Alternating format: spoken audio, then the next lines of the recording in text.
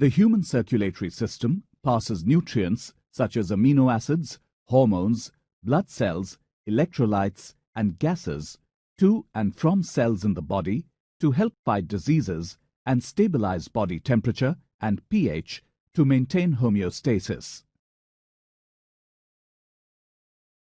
Human circulatory system is divided into two parts: the cardiovascular system and the lymphatic system. The cardiovascular system consists of blood vessels, and the heart. The lymphatic system is made up of lymph nodes, and lymph vessels. The first component of the cardiovascular system, human blood, has two components: plasma, which contains dissolved gases, nutrients, wastes, salts, and proteins, and cells, such as red blood cells, which are biconcave discs filled with hemoglobin, white blood cells, which are related with the immune system, and platelets, which are broken fragments of larger cells produced in the bone marrow, which assist in forming a blood clot. The components of the circulatory system that transport blood all over the body are called blood vessels.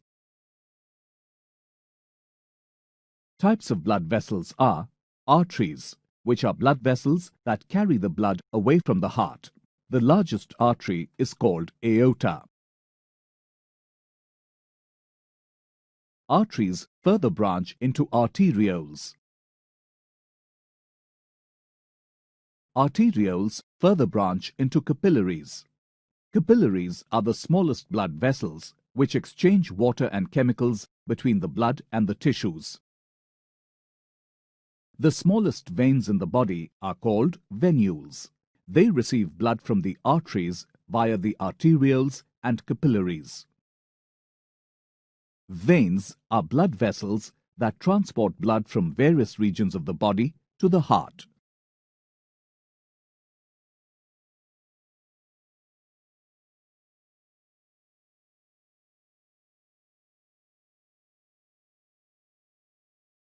Now, let's take a look at the path of the blood flow into the heart. The right atrium collects deoxygenated blood from the body through the superior and inferior vena cava. It pumps deoxygenated blood via the tricuspid valve via the right ventricle into the lungs. Pulmonary artery carries deoxygenated blood from the heart to the lungs. Pulmonary vein brings oxygenated blood from the lungs. The oxygenated blood, after reaching the left ventricle, is pumped into the aorta, which divides into brachiocephalic trunk, left common carotid, and left subclavian arteries. Arteries carry the oxygenated blood to the various parts of the body. In human beings, blood circulates twice through the heart, so it is called double circulation. The two types of circulations are pulmonary circulation. This ensures that all the blood before being pumped once again to the different parts of the body is oxygenated. And systemic circulation. This accounts for supply of oxygenated blood to all the parts of the body and collection of deoxygenated blood from the tissues.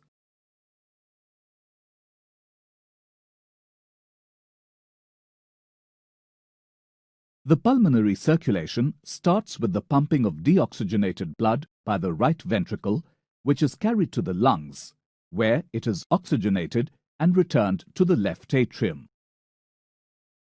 The systemic circulation starts with the pumping of oxygenated blood by the left ventricle to the aorta, which is carried to all the body tissues, and the deoxygenated blood from there is collected by the veins and returned to the right atrium.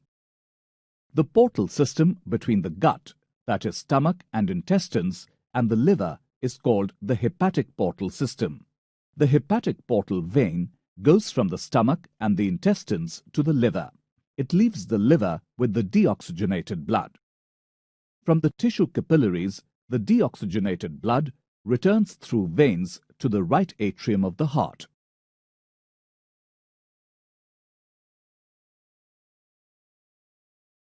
Coronary circulation is part of the systemic circulatory system, a specialized cardiac musculature present.